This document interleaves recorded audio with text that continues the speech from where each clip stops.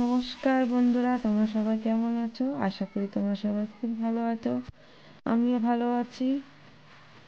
তো আমরা একটা জায়গায় ঘুরতে এসেছি। তো ভাবলাম আমি কেন একা দেখবো বা ঘুরবো, কিছুটা তোমাদের সাথে শেয়ার করি।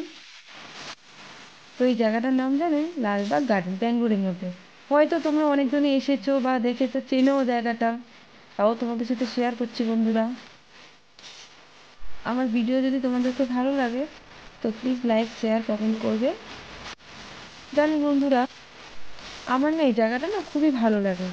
কারণ কি বলতো, এখানে না অনেক বিভিন্ন ধরনের ফুল গাছ আছে আছে আমার না গাছ একটু বেশি ভালো লাগে।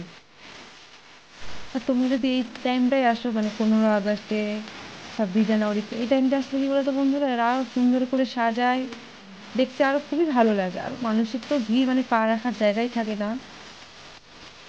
তোমরা তো নিশ্চয়ই দেখতে পাচ্ছ কতটা ভিড় হয়েছে।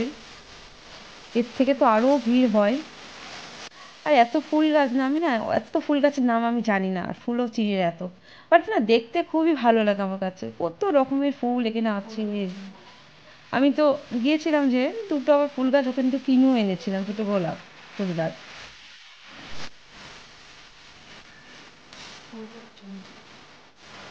আর জানেন বন্ধুরা, আমার না হাঁটতে হাঁটতে না পা ব্যথা হয়ে গেছিল। এক তো মানুষের ভিড় গরমের মধ্যে, আর একটা কথা। আর এত বড় এই গার্ডেনটা, তুমি তো মানে ঘুরতে ঘুরতে শেষ হবে না। গার্ডেনটা এত বড়, বিশাল বড়। আর এই যে দেখতে পাচ্ছ, তার নাম হচ্ছে গ্লাস হাউস। এই দেখো আমার বর, এই যে রোদ্দুরে বেচারা তাকাতে পারছিল না এরা। আর দেখো আমি আমার বর মজাকে কিছু একটা ক্লিক তুলেছি, তোমাদের সাথে শেয়ার করলাম। আমিও একলা করেছি, দেখো তোমাদেরকে দেখাবো। দেখো কেমন হচ্ছে, কমেন্টে প্লিজ জানাবেন। জানেন এই পিছনে যে ঝর্ণাটা আছে না, আমার না খুবই মানে কি যাওয়ার ইচ্ছে ছিল ঝর্ণার কাছাকাছি।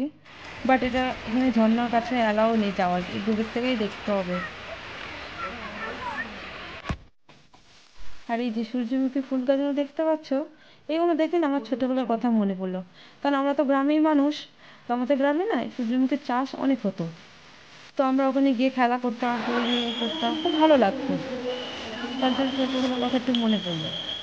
তো প্লিজ আমার ভিডিওটাকে লাইক, শেয়ার, কমেন্ট করে দিও। Bye bye.